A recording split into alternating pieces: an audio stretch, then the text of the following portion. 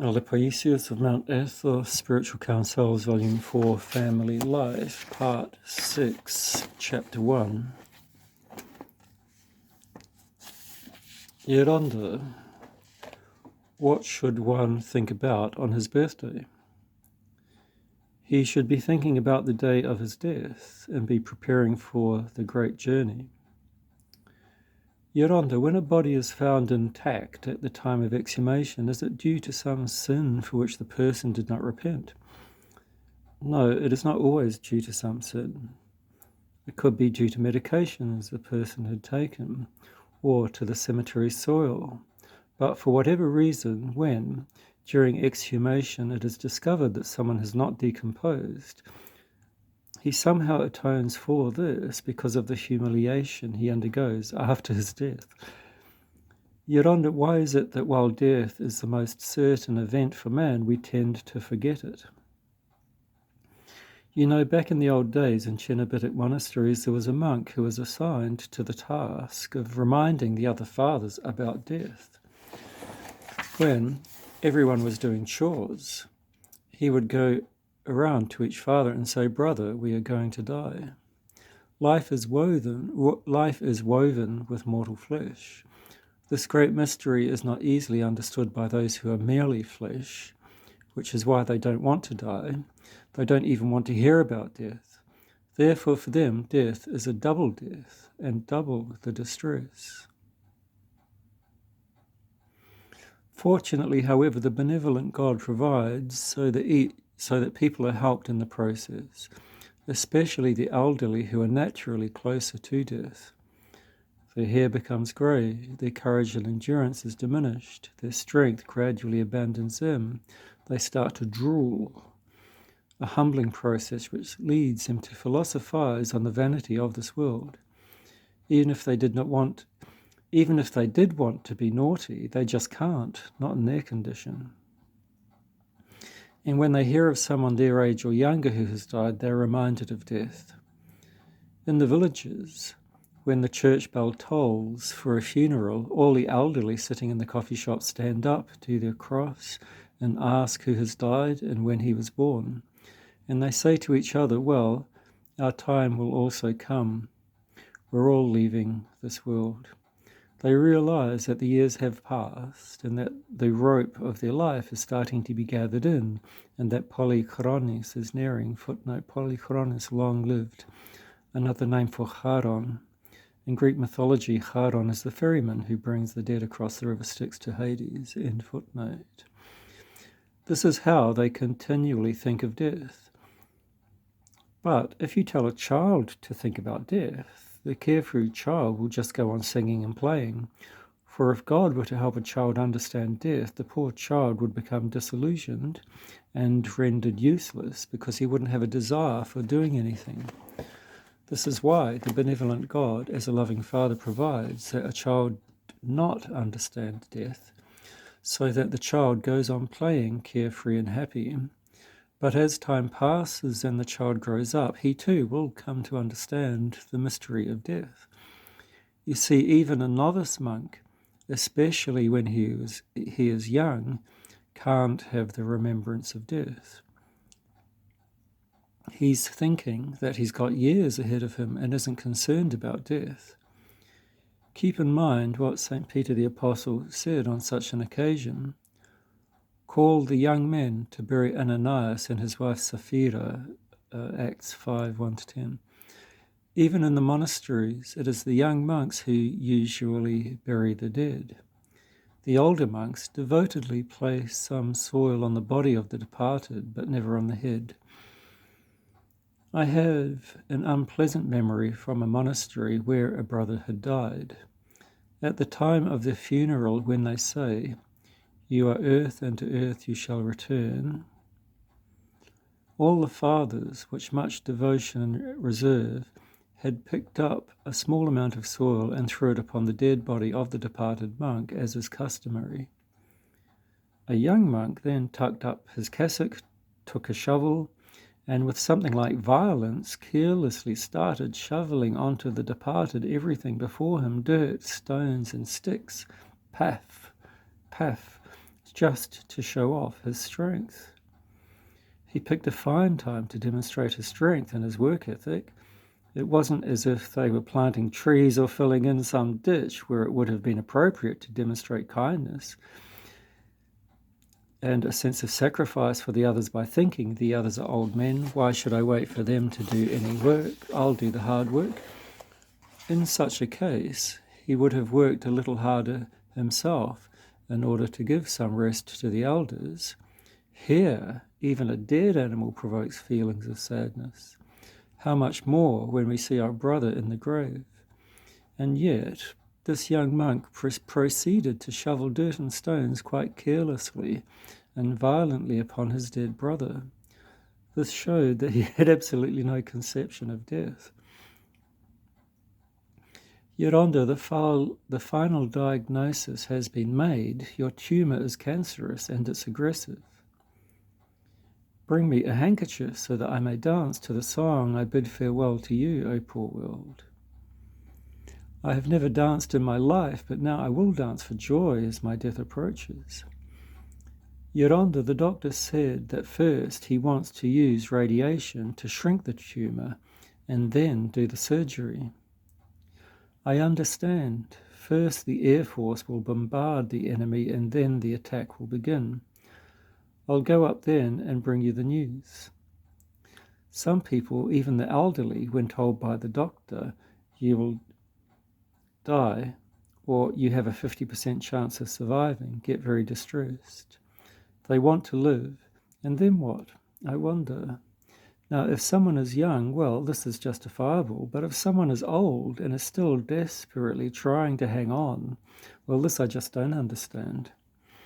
Of course, it's quite different if someone wants to undergo therapy in order to manage the pain.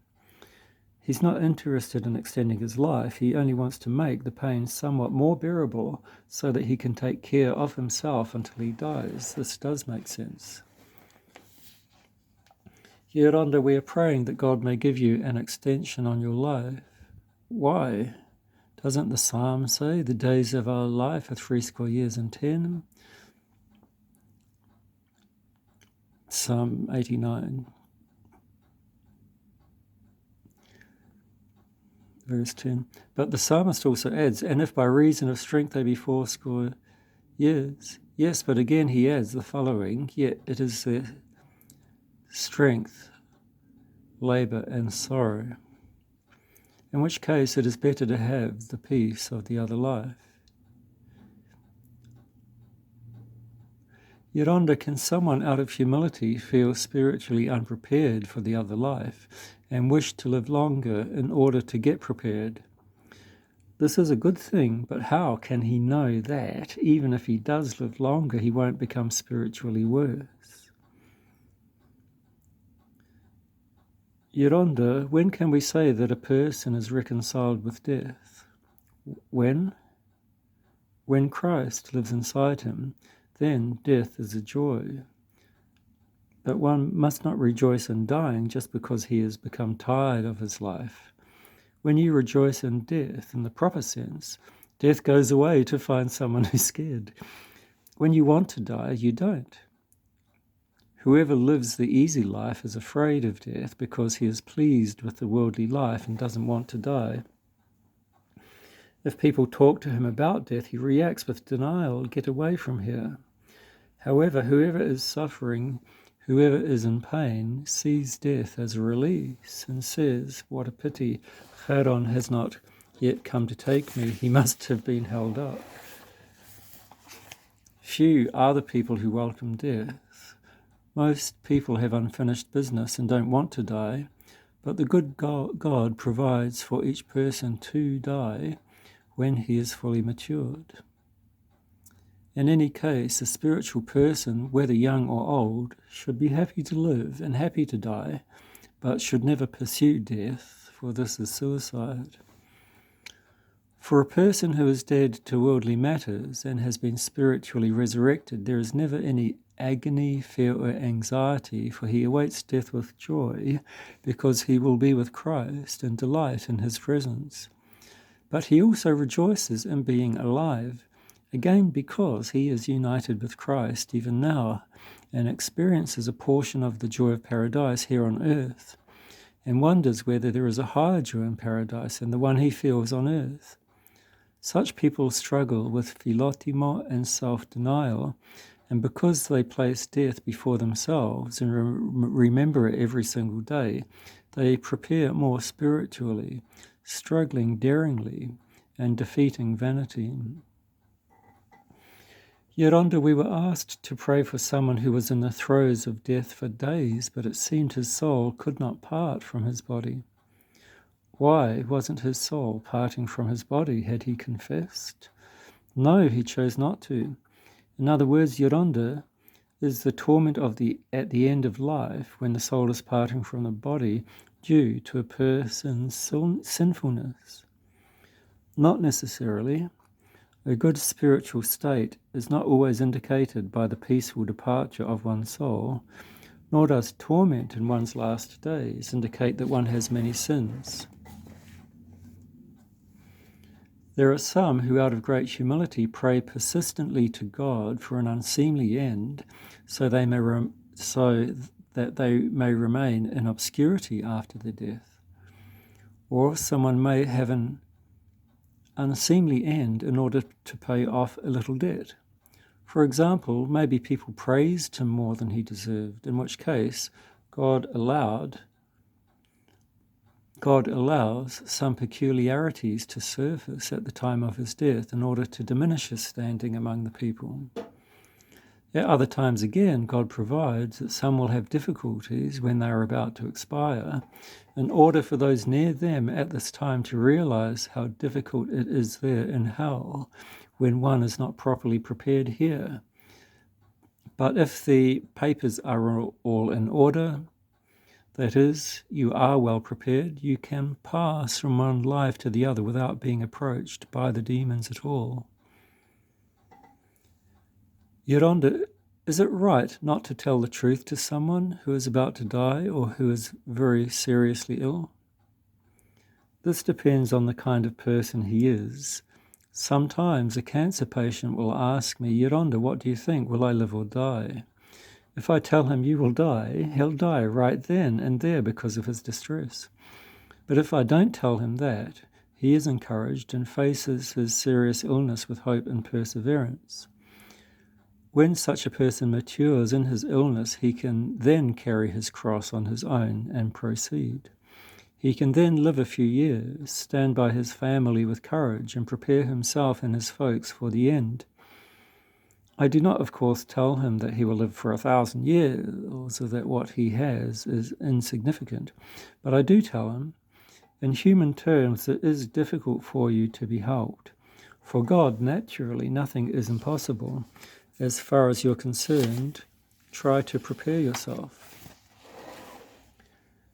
Yolanda, sometimes family members hesitate in telling a dying person to receive Holy Communion in order not to distress him with the fact that he is dying.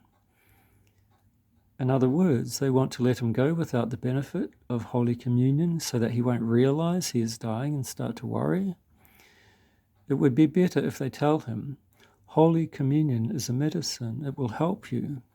It is a good thing to receive Holy Communion. In this way, he receives Holy Communion, is helped, and at the same time prepares himself for the other life.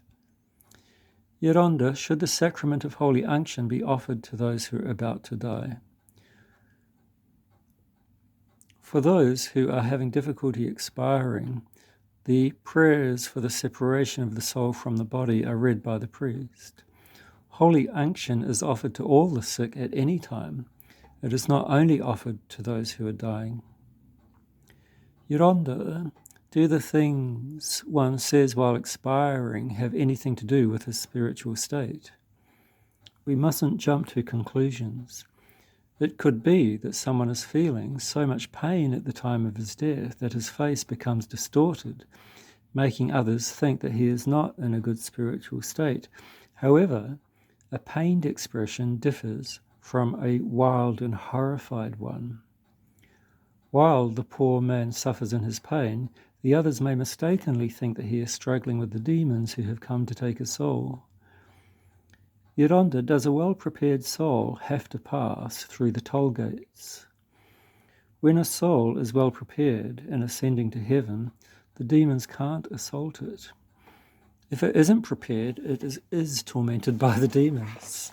Sometimes God may allow a soul with unpaid debts at the time of his death to see the toll gates, so that we, who will continue to live, struggle to repay our debts here. Do you remember reading about the event with Theodoro?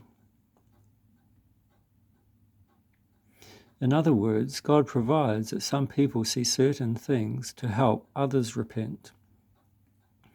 In the life of Saint Euphrosinos, for example, we read that after the vision he experienced, the abbot himself found him with the apples in his hand for the others to see and be helped in their spiritual life. Footnote: Saint Euphrosinos served as the cook in a Cenobitic monastery. He had secretly cultivated the virtues and attained a high spiritual state. One night the abbot was praying to God to reveal to him which brother was the most virtuous in the monastery. During his prayer he fell into ecstasy and found himself in a garden full of many extraordinary goods. While he tried in vain to pick some fruit from the trees, he saw in front of him Saint Euphrosinos enjoying all that splendor and asked him for some of the fruit. The saint picked 3 apples and gave them to him. When the abbot recovered from that vision, he found himself holding the 3 apples, which had an extraordinary fragrance.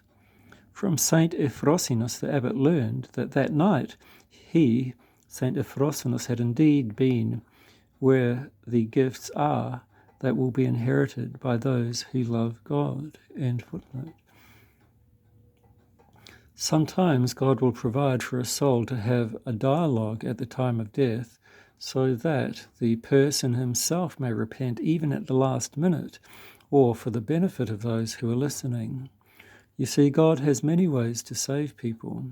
Sometimes he helps with angels, other times with trials and tribulations, and still at other times through various signs. I once met a woman who treated her husband and her mother-in-law horribly, beating them both. She wandered around the neighborhood to chat while sending her elderly mother-in-law to work in the field some 2 hours' walk from there. Every single day, her mother-in-law dragged herself to the field and worked hard from morning to night without complaining. One day, upon returning home completely exhausted, she fell to the ground and kept telling her daughter-in-law, "Archangel Michael is taking my soul. Clean up the blood, my child, clean up the blood." "What blood? What blood?" the daughter-in-law asked her anxiously, because she could not see any blood on her. "Here, my child, the blood that is flowing here, clean it up." As the daughter-in-law turned to look again, the mother-in-law expired. After this incident, the daughter-in-law came to her senses and made a dramatic change in her life. The wild beast became a lamb. It was a providential act of God to have seen her mother-in-law dying with those words, and to believe that the Archangel Michael takes souls supposedly with his sword, thus causing her to fear God and to repent. That is to say, God spoke to her in a language she could understand, in order to bring her to her senses, since apparently she had a good disposition. And when the dying Yeronda are calling their departed relatives, what is the meaning of that? This, too, happens many times in order to provide an example for others who are standing by.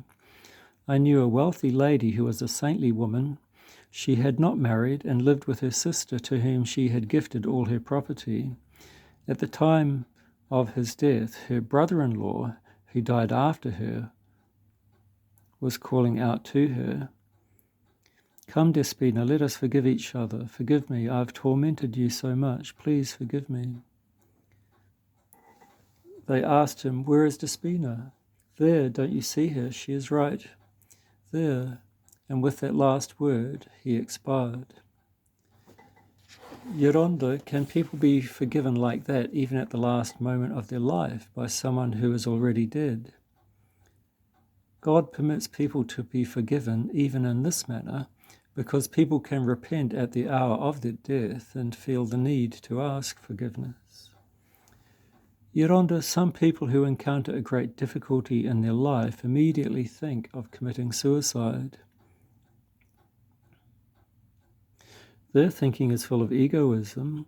Most people who commit suicide listen to the devil, who tells them that they will be spared the inner torment they are experiencing if they end their life, and out of pride they take their own life. If, for example, someone has stolen and is caught, he said, well, it's over, I've become an embarrassment now. Instead of repenting, humbling himself, confessing, paying the consequences and gaining redemption, he commits suicide. Another person may commit suicide because his child is paralyzed. How is it that I have a paralyzed child? Me, he says to himself and despairs. If he's responsible for this condition and acknowledges it, let him repent. But how can he end his life and leave his child helpless on the street? Is he not more responsible then? Yoronda, we often hear that someone who had committed suicide also has psychological problems. Those who have psychological problems and commit suicide have extenuating circumstances because they are mentally unstable. Even when they see some clouds over their head, they feel crushed. And if they also have some worry, then they have double the clouds.